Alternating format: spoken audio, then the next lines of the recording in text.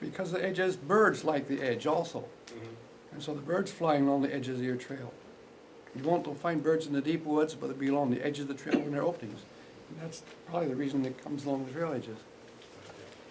Charlie, aren't you responsible for all the autumn we have? Yeah, but then I paid for eradicating it too. You're still paying for it, ain't you? To get rid of it, you have to cut it off and within a minute, treat the stump with a plant weed killer. Or what I've done so far is I cut it off and then come back in the spring and spray it, the new shoots that come up. It's tough to get rid of. You can spray them with crossbow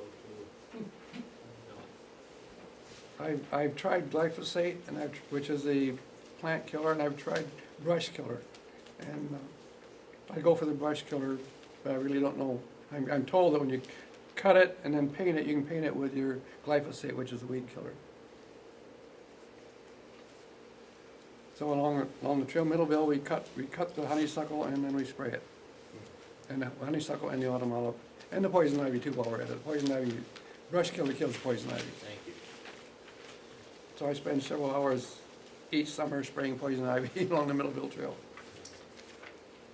Now, the garlic mustard, doesn't that have a 2-year cycle where you have to? I don't know. Yes. It It is a biennial. it's green all winter, Um, and when it comes up in the spring, if you can harvest it before the blossoms come out, it's a good raw cooked vegetable. But when the blossoms come out, the stem gets tough. And it has a definite garlic flavor to it. It's brought here as a vegetable. I've heard Oriental markets, I've heard European markets. I don't know where it came from, but it's brought here as a vegetable. And it's invasive too. That's very Oh, invasive. yeah. Very invasive. Yeah, and it's hard to get rid of because of this biannual cycle, you gotta Yeah, rip it the up. plants will just remain low Yeah. Yeah. for the Plant- first year and then grow a flowering cycle. Yeah, and they grow a spike like that, and lots of little mustard seeds that spread all over, yeah. The seeds are really small and Mhm. very easily tracked on boots and animals' feet and so forth, which is why you see it springing up along trails Mhm. first, but it gradually works its way back in. Yeah, And the seed will remain viable for 7 or 8 years. Oh, really? Mhm. And so, once it's in an area, it's very difficult to get rid of. We have a patch along the trail in Middleville. It's unusual, you expect more, but that's where it is. It's pretty common down in Calhoun and Yes, Kalamazoo yes. counties. So I know in the app preserve, there's a lot in there, I Yep. remember seeing it. Tell them about bed mattress plant that you. Oh, bed did straw, give yeah. people. Bed straw I didn't have any pictures of it. It's a vine that goes low in the woods, in the woods edges. And it's used for, as a source of an enzyme for making cheese. You can pour your milk through it, and it adds the enzyme to it, so it'll set up as cheese. And it's also used for mattresses, that's why it's called bed straw.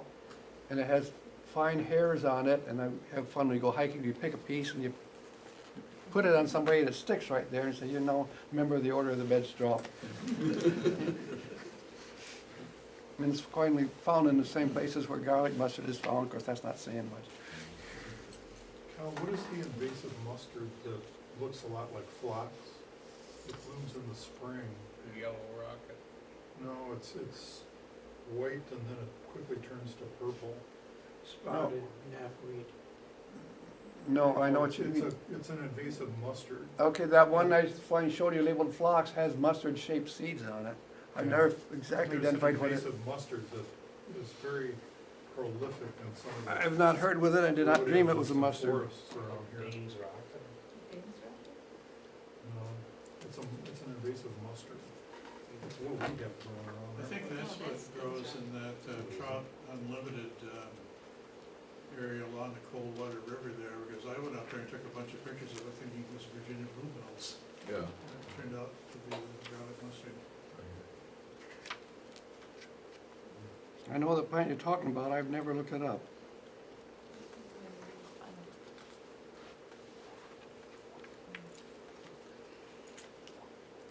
It's got a few books.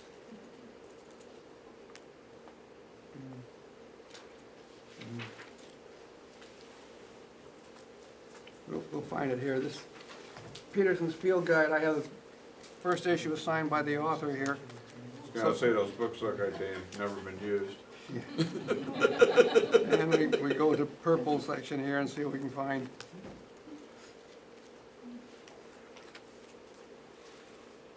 Have you found any lady slipper anywhere along the trail down here in, Chief Noonday?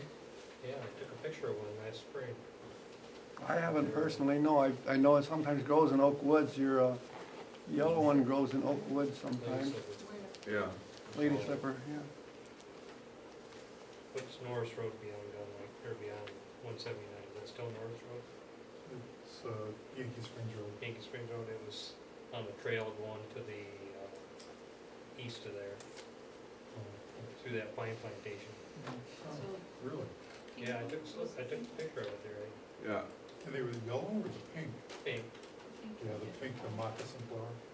Yellow, It's so small. shoy, we used to have a Okay. cabin out north and we had those shoy. Nope, wrong one. Slippers, practically everywhere up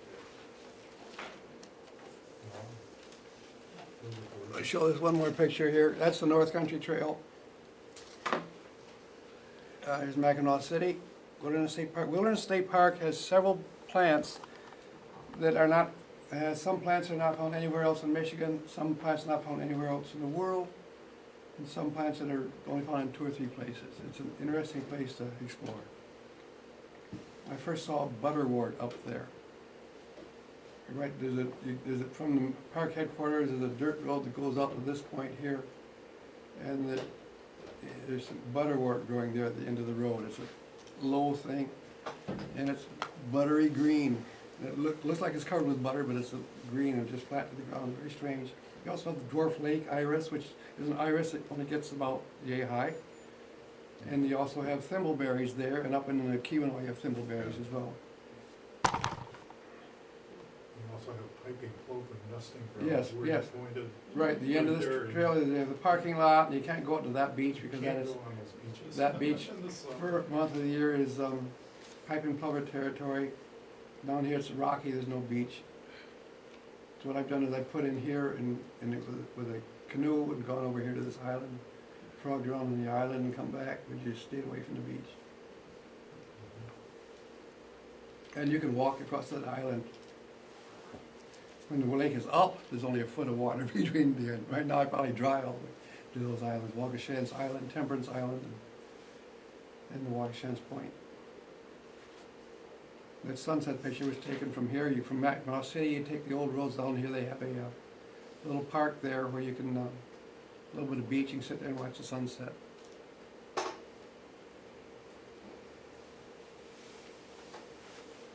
Any more questions? Thank you, Jeff.